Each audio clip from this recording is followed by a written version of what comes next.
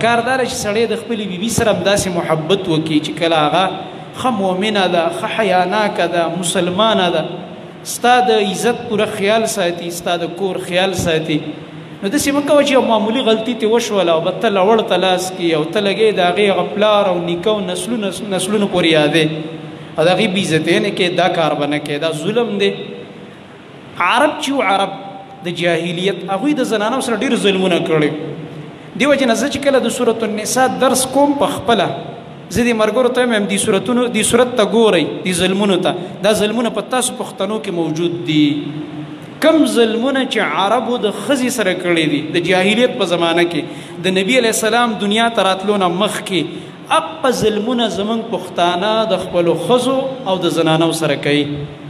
عربو کې دا طریقه به جاهلیت چې زنانه له به مهر بیا سیاد کو په نکاح کې به بوله نه ورکو. زموږ پښتانو کې دا مرض شته که نشته؟ ښه به په هغه ټیم کې مولوي صاحب ناست دي، پلار او نیکه او ترونه او ماماګان او د دواړو کورنۍ د هلک او د جینۍ رشته داران به ناست دي، ګاونډیان به ناست دي. د ټولو په مخ کې به مولوي صاحب خطبه ووایي، 20 او 15 او 30 کسان ناست دي، دا پې ګواهان شي. په نکاح کې کم از کم ګواهان 2 دي او زیات چې څومره وو. او دی به چې دی دا مولوي صاحب به ورته ووایي چې په دومره تولو سرو زرو یا دومره روپو په دې مهر شرعي محمدي دا پلانۍ د پلاني لور تا قبوله کړې ده او دی به سر وخوځوي او جما قبوله کړې ده. نو تا چې د دې مهر په بدل کې دا قبوله کړه، د دې زنانه دا بدن به تاله اله حلالېږي چې دا مهر به ورکې، چې دا مهر دې ادا نه کو او دا دې د دې مالکه نه کړله. په دې ټکي ځان پوهېږه، ګوره ډېر خلک په دې نه پوهېږي. دا د دې مهر مالکه شوه، دې کې ستا کار اوس نشته د دې په دې مهر کې. که دا تا 10 تولې کالی ویلی دی، که دا تا 15 تولې کالی ویلی، که دا تا 1 لک روپۍ ویلي، که دا تا 50,000 روپۍ ویلي، څه چې دې په مهر کې یاد کړه. بعضې خلک ورپسې ځمکه لیکي، بعضې خلک ورپسې کور لیکي. په دغه شي کې اوس ستا کار نشته. دا زنانه د دې څیز مالکه شوه. دا ترې نه پلار اخیستی شي، نه یې ترې رور اخیستی شي، نه یې ترې خاوند اخیستی شي، نه یې ترې سخر او خواښې اخیستی شي او نه یې ترې لیورونه اخیستی شي. عربو به اسې مهر یاد کو او بیرته به بیا نه ورکو دې زنانه له، یا به ورکو بیرته به ترې واخیستو. زموږ پښتانه هم دا شی کوي. خفه کېږئ مه، زه د مسلې د وضاحت دپاره دا خبره کومه. دا تېرې یو څو جمعې ما په سړو په حقوقو باندې خبره وکړه د خاوندانو، بیا په زینت باندې. یو ملګری دی زموږ ټوقي شانته دی، عارف صاحب، تېره جمعې ما ته ټلیفون وکړلو، وایي یاره وایي ښځو وایي په چوک کې لوړې راخستې وې درته ولاړې وې چې ته خو زموږ نه قلارېږې. کله زموږ په نوکانو پورې نښتئ، کله راله په جامو پورې نښتئ، کله زموږ د سرخي او پوډرو په میکپونو پورې نښتئ. ما ورته وخندل، مل را روانې جمعې نه به داسې خطبه کېږي چې بیا به سړي تختي لوړې به راخلي او ښځې به انشاءالله زما هرکلی وکړي. شریعت کې خو د دواړو حقونه دي. داسې خو نه ده چې صرف د خاوند حق شته او د ښځې حق نشته. خلک وایي داسې سین راوړې ده. د زنانو حقونه دي. د الله نبي په آخري خطبه کې چې په حجة الوداع کې کړې وه هغه حقوق یې ذکر کړي، لکه وروستو حدیث هغه انشاءالله تعالی زه وایم. نو عربو به دا ظلم کو، زموږ پښتانه هم دا شی کوي. اوس به وله کالی وکړي، اوس به وله پیسې ورکړي چې مهر کې څه یاد کړي به وله وکړي. خو چې کله بیا په دې کور کې څه خبره راشي، بیا دا د دې ښځې حق نه ګڼي. بیا یې کله سخر والي په بانو باندې چې دا راکړه موږ له، او کله چې کوم دی وایي موږ ګاډی اخلو، کله وایي موږ فلانې ځای کې ځمکه اخلو.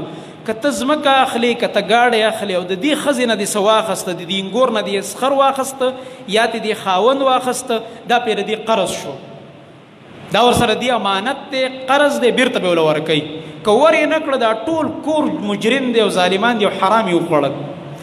دا شته په قرآن کریم کې سوره نساء کې الله فرمایي که دا زنانه د خپل خاوند له په خپله خوښه باندې د زړه په خوشحالۍ او په رضا باندې د دې خپل مهر نه څه ورکړي چې دا واخله، مثلا تا ماله دا 10 تولې سونه کړې ده، دا 3 تولې ستا شو، زه په دومره سونه باندې څه کوم، یا دا 15 تولې دې کړي، دا 3 تولې ته ور زما دا 2 تولې بس دی. ښه د زړه په خوشحالۍ چې دا به نه مجبوره کوي، نه به دباوي او نه به پریشانه کوي او نه به تنګوي، هغه به په خپله خوښه به وله ورکوي دا خپل حق. نو بیا صحیح دی، بیا وله حلال دی. فکلوه هنیئا مریئا، الله وایي بیا خورئ ښه مبارک او خوش هضمه، بیا تاسو له حلال دی. خو چې کله د هغې زړه نو او ته ورته چلونه جوړوي او دا د سخر کور ورته چلونه جوړوي، نو دا حرام کار دی او ناروا کار دی. ځکه دې زنانه دا بدن دې سړي له د دې مهر په مقابل کې حلال شوی دی. د دې مہر په بدل کې ورله د دې دا نفس حلال شوی دی بیبي ګرځېدلې ده چې د نکاح کم څلور شرطونه دي غټ غټ پای کې یو تقرر د مہر دی او ادا کول د مہر دی که بالفرض یو الک دی او اوس یو جنۍ کوي او د دې جنۍ مہر سیوا او د دې الک په وس کې نو بیا به دا ورته وایي د اسخر ته به وایي د دې جنۍ پلار ته عذر به پیش کړي چې زه اوس واده کومه د نیم مہر وس مې کېږي دا نیم په ما دی انشاءالله کال پس 2 کاله به زه به ولا کوم دا په ده دی بیا دې ټیک ده که هغه په دې رضا کېږي جنۍ او دا جنۍ کور په دې رضا شي ټیک ده زه خیر دی نیم اوس ورکه نیم بیا په قلاره ورکه نو بیا اجازت دی ردی چې بیا دې وروسته ورکړي خو دا په ده حق دی ګوره او که ټول مخکې ورکړي دا لا ښه خبره ده بهتره خبره ده نو الغرض مقصد مې دا دی چې عربو به دا شی کوو دا ظلم په مهر کې ور به کو بیرته به تې واخستو یا به د سره نه ورکولو زموږ پښتانه هم دا شی عربو به زنانه له په میراث کې څه نه ورکوله هغې به ویلې وایي دا میراث د هغه چا حق دی چې هغه د قوم نوم ګټلی شي جنګ کولی شي توره اوچتولی شي نیزه استعمالولی شي زنانه خو جنگ نشي کولی دا خو د قوم نوم نشي ګټلی ځکه کمزوری مخلوق دی لہذا زنانه ولا ماشومان ولا دوی له به حقوق نه ورکول دغه رنګه چې کوم به ضعفا او کمزوري دا مات ګډ او دغه رنګه په بدن معذوره دوی له به حقوق نه ورکول دا خو د قوم نوم نشي ګټلی دوی په دغه باندې څه کوي په میراث باندې او په مالی حقوق باندې دوی څه کوي دا بالکل د انسانیت نه بار کړی دا زمونږ اسلام دی او دا زمونږ شریعت دی الحمدلله چې زنانه له دا ټول حقوق ورکړي دي